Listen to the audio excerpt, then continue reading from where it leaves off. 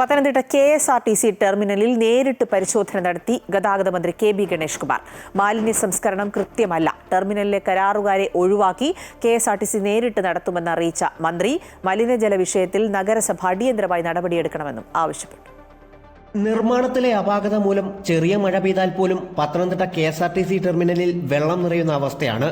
Workshop ഗ്യാരേജിലടക്കം കക്കൂസ് മാലിന്യം ഉൾപ്പെടെ ഒഴുകിപ്പറക്കുന്നത് ജീവനക്കാരെയും ബുദ്ധിമുട്ടിലാക്കുന്നുണ്ട്. വിഷയത്തിൽ നിരവധി തവണ ഗതാഗത മന്ത്രിക്ക് പരാതികൾ ലഭിച്ചതിനെ തുടർന്നാണ് മന്ത്രി നേരിട്ട് പരിശോധന നടത്തിയത്. വെള്ളം കയറുന്ന സാഹചര്യം പരിശോധിച്ച മന്ത്രി ടെർമിനലിലേക്ക് ഓടയിൽ നിന്നും മലിനജലം ഒഴുകിയെത്തുന്നത് തടയാൻ പത്തനംതിട്ട നഗരസഭ അടിയന്തരമായി നടപടിയെടുക്കണമെന്ന് ആവശ്യപ്പെട്ടു. ഒപ്പം ടെർമിനലിലെ അറ്റകുറ്റപ്പണികൾ കരാറുകാരെ ഒഴിവാക്കി KSRTC നേരിട്ട് നടത്തുമെന്നും വ്യക്തമാക്കി.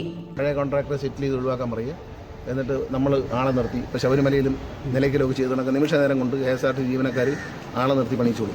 അതൊന്നും ഒരു പ്രശ്നമല്ല. ഇത് എന്ത് പണി വേണം, ഇപ്പോൾ ഇത് നികത്തി പൊക്കാമെന്ന് വിചാരിച്ചു. അതൊക്കെ KSRTC ഉദ്യോഗസ്ഥർ അവർ ചെയ്യും, അവർ ഒരു മാസം കൊണ്ട് ചെയ്യും. പക്ഷേ ഇതെല്ലാം അങ്ങോട്ട് കൊണ്ടുപോകണമെന്ന് മുനിസിപ്പാലിറ്റി ഉത്തരം പറഞ്ഞു. മുനിസിപ്പാലിറ്റിയായിട്ട് ഒരു ചർച്ച വയ്ക്കുന്നുണ്ട്.